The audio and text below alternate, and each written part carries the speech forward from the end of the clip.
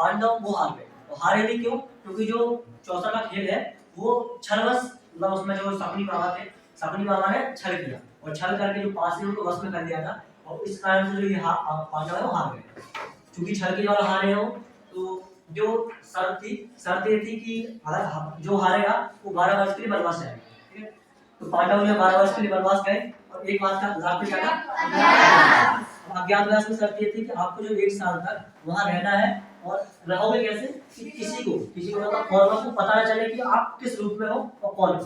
अगर अज्ञातवास में चल गया पता, अगर अज्ञातवास में चल गया पता कि पांडव कहाँ पे है और क्या बन के रह रहे हैं, तो फिर से उनको 12 वर्ष वनवास रहना पड़ेगा। ठीक, 12 वर्ष के लिए फिर से जो पावती है वो बढ़ जाएगी दोबारा। तो और ये भी था कि जब 12 वर्ष अगर पूरे कर लिए और अज्ञातवास पूरा कर लिया, तो उसके बाद जब ये लौट के आएंगे, जो इनका राज्य है वो इनको वापस दे देना है, जितना हिस्सा उनका बैठता होगा। बराबर एक पक्ष है पांडव। ठीक है, जो दोनों में जो राज्य है वो बराबर डिवाइड होगा। तो उनको मतलब शर्त ये थी कि आप जब वापस आओगे 12 वर्ष पूरे करके, तो आपको राज्य दे देंगे। लेकिन तो जो श्री कृष्ण जो पांडव है उन्होंने अपनी आहुति पूरी कर ली, उसके बाद वापस आते हैं। वापस आके उन्होंने कहा कि हमारा राज्य जैसा कहा गया था पहले आपने बताया था वैसा वापस कर दो। लेकिन जो कौरव है इन्होंने बोला नहीं, बस 12 वर्ष के लिए गए थे, अब जो है राज्य भूल जाओ। ठीक है, आज राज्य चाहिए तो युद्ध करो या तो भाई छीनो हमसे। यही है। श्री कृष्ण जो है गए सभा में, अपना प्रस्ताव रखा। प्रस्ताव रखने के बाद जो है सभी जितने योद्धा थे सब मान गए, सभी योद्धा मान गए। बस इकलौता कौन नहीं माना हुआ? दुर्योधन। क्योंकि ये जो आदमी है, ये बहुत लालची भी थे और घमंडी भी थे। तो दुर्योधन है वो माने नहीं। पहले तो जो कर्ण है उन्हें समझाया, भीष्म पितामह ने समझाया, उनके पिताजी से जो थे उनके पिता उन्हें भी समझाया। लेकिन जो दुर्योधन है पहले वो मान गया, मतलब नॉर्मल ऐसा लग रहा था कि मान जाएगा। आखिर में उसने क्या किया? बोले भाई नहीं, आप जो ये मान रहे हो, आप एक पूरा राज्य हम नहीं देंगे। ठीक है, श्री कृष्ण ने अपना विचार में बदला, जो अपना संदेश है उसको थोड़ा चेंज किया, और उनसे ये बोला कि ठीक है आप राज्य नहीं दे सकते, हम मानते हैं, ठीक है राज्य मत दो। ठीक, राज्य नहीं दे सकते, हमको सिर्फ 5 गाँव दे दो, सिर्फ 5 गाँव दे दो। हम 5 गाँव में जो पांडव है 5 रह लेंगे, और हम आपसे जो है कभी भी मतलब युद्ध नहीं करेंगे। उन्होंने शर्त रखवाई शकुनी ने कि आप हमको वादा करो, वचन दो कि अगर हमने आपको 5 गाँव दिए तो आप कभी भी भविष्य में आप या आपके बेटे राज्य के लिए युद्ध नहीं करोगे। उन्होंने वचन दिया, सब मान गए। बस एक बंदा बचा था, एक आदमी था जो नहीं मान रहे थे, और दुर्योधन ने बोला मैं 5 गाँव तो क्या एक सुई की नोक बराबर की जमीन नहीं दूंगा। ठीक, उसके बाद दुर्योधन ने अपना ताकत दिखाने के लिए श्री कृष्ण को बांधने की कोशिश की जंजीरों से। ठीक, जंजीर से बांधने की कोशिश की। उसके बाद जो कृष्ण है उन्होंने अपना विकराल रूप दिखलाया, और फिर वार्तालाप हुआ। फिर दुर्योधन को और बाकी जितने लोग वहां मौजूद थे सभा में, उन सबको अपना रूप दिखला के उनको उनकी मृत्यु दिखलाई कि आखिर में आप लास्ट में मृत्यु क्या होने वाली है। और अगर आप युद्ध चुनते हो, 2 ऑप्शन थे, या तो युद्ध कर लो या तो शांति से 5 गाँव दे दो या फिर राज्य दे दो, जैसा आपको उचित लगे। लेकिन दुर्योधन ने बोला नहीं हम युद्ध कर लेंगे, लेकिन देंगे कुछ नहीं।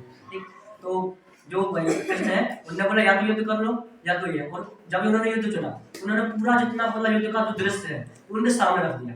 ठीक, पूरा युद्ध दृश्य दिखलाया उनको, हर एक योद्धा को उनकी स्मृति कराई कि आप युद्ध में क्या होने वाला है, युद्ध से कितना सर्वनाश होगा, और बाकी सब बताया। और बात बताने के बाद उचित और ऐसा भी कर दिया कि जो पूरे योद्धा है वो चीज सब भूल जाए, और उनको वो चीज कब याद आएगी जब वो मर रहे होते लास्ट में। ठीक, साथ ही श्री कृष्ण गए वहां पे पांडवों के पास, कौरवों के पास में, लेकिन कौरवों ने उनकी बात नहीं मानी, उनको वापस भेजा। और भेजा बस नहीं, उनकी बेइज्जती की, उनका अपमान किया, उनको छली कपटी चालाक गढ़छोड़ सब बोला। ठीक, उनको अपमानित करके वापस वहां से भेज दिया, क्योंकि वो दूध थे उस टाइम पे। ठीक, दूध थे, उनको वापस भेज दिया।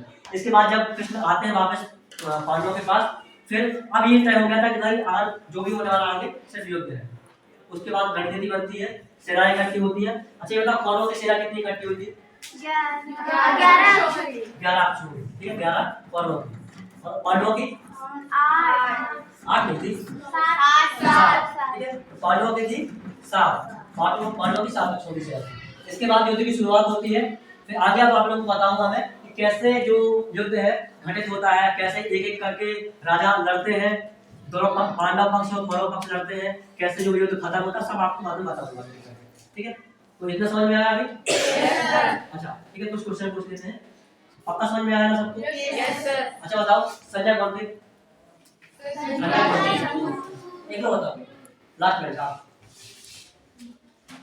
धृतराष्ट्र के सारथी थे और दूत भी थे। ठीक है, संजय हो गए, किसके दूत थे? कौरवों के। और श्री कृष्ण किसके दूत बन के गए थे? पांडवों के। ठीक है, लेकिन हुआ क्या रिजल्ट उसका? रिजल्ट क्या निकला? जो सारथी दूत बन के गए थे कृष्ण, क्या उन्होंने बात मानी कौरवों ने? नो। ठीक है, इसके बाद इसका परिणाम क्या हुआ?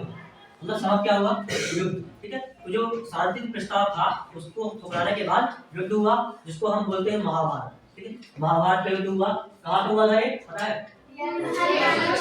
कुरुक्षेत्र। कुरुक्षेत्र का मैदान था हरियाणा राज्य के टाइम पे, वहां पे युद्ध हुआ। और युद्ध कैसे हुआ वो मैं आपको आगे एक एक करके बताऊंगा। ठीक है, थैंक यू।